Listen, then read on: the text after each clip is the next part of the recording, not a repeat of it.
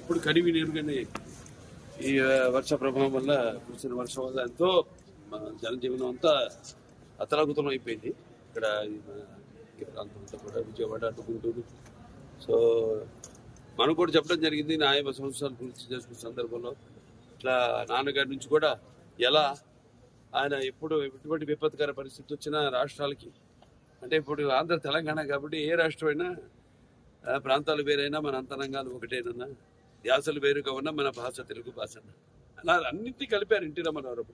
ఓ ప్రాంతానికి ఆపత్తి వస్తే ఇంకో ప్రాంతం వాడిని దాంట్లో భాగస్వాములు చేయడం అదే ఇదంతా అంతా ఒకటే ఒక ఉమ్మడి కుటుంబం వసుదైక కుటుంబం అంతా అన్నదమ్ములం అన్న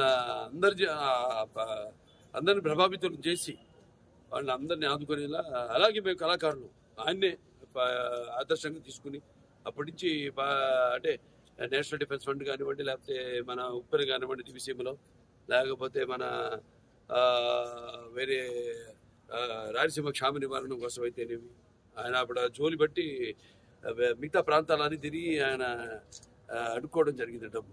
అలా అందరిలో కూడా మన తెలుగు వాళ్ళకి ఒక ప్రత్యేకత అందరినీ ఒక ఎటువంటి మనకు భేదాలు ఉన్నా అవన్నీ కూడా అంటే మేము ఉంటాం యూనిటీ డైవర్సిటీ అంటే పార్టీలకు కానీ ఎటువంటి కులాలకు కానీ ఎటువంటి లేకుండా అందరం వాళ్ళ సోదరులకి వాళ్ళ పక్కింటి వాళ్ళకి వాళ్ళ బంధువులకి జరిగిన నష్టంలా భావించి ఎప్పుడు ఎల్లప్పుడు అలాగే చంద్రబాబు నాయుడు గారు మా కళాకారులు అందరూ స్పందించారు. కూడా సిద్ధు జొన్నలగడ్డ గారు అయితేనేమి లేకపోతే ప్రో విశ్వసేన్ గారు అయితేనేమి అలా చాలా మంది అన్నట్టు ఎవరికి వాళ్ళు షూటింగ్లో వాళ్ళ పనులు ఉంటారు. ఇప్పుడు మాకు ఖాళీ దొరికింది కాబట్టి ఒక్కరోజు వచ్చేసి ఎందుకంటే ఇప్పుడు అనౌన్స్ చేసి చాలా రోజులైంది వచ్చేసి మా సహాయార్థం ప్రజలకి ఇక్కడ బాధితులకి ఈ యొక్క సీఎం రిలీఫ్ ఫండ్కి ఏదైతే వచ్చింది మేము అనౌన్స్ చేసామో అది ఇవ్వడానికి వచ్చాం. అలాగే చాలా మంది కూడా ప్రభావితులయ్యి వాళ్ళు అనౌన్స్ చేయడం జరిగింది. వాళ్ళు తిరిగి సమయంలో వాళ్ళు వచ్చి తప్పకుండా వాళ్ళు ఇచ్చి వెళ్తారు.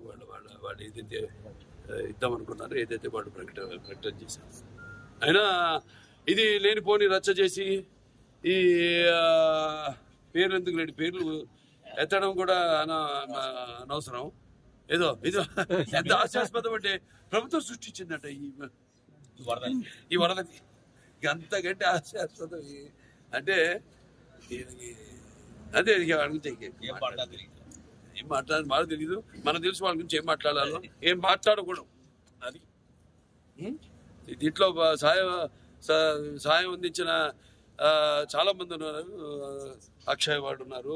భోజనాలన్నీ అందరు కూడా ఇప్పటిదాకా 10 లక్షల ప్యాకెట్లు వాళ్ళ రోజుకి 2 లక్షల ప్యాకెట్లు వాళ్ళు కూడా ప్రభుత్వ సహాయ సహకారాలతో వాళ్ళు కూడా మంగళగిరిలో ఈ వంటగది పెట్టి వాళ్ళు ఎవరికి వాళ్ళు అందరూ కార్యకర్తలు అయితేనేమి నాయకులు అయితేనేమి అందరూ కూడా దీన్ని ఒక విపత్తు దీని కింద కెలామిటీ కింద కేంద్ర ప్రభుత్వం దాన్ని గుర్తించి దాని సహాయ సహకారాలు అందిస్తుంది ముందు.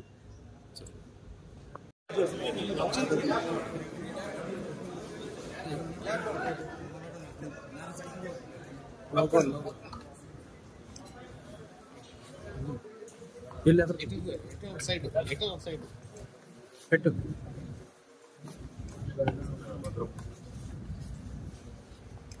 ఇలా ఒక్కొక్కరికి చుట్టుపోతే టైం సరిపోతుంది.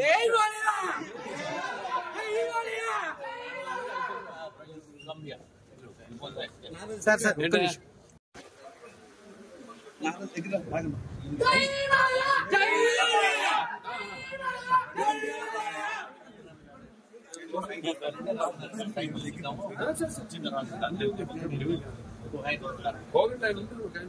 బంధువుల ఇనుప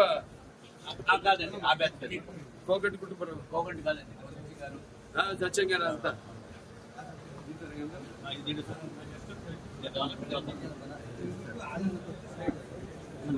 5 నిమిషాలు వెళ్ళిపోతాయి.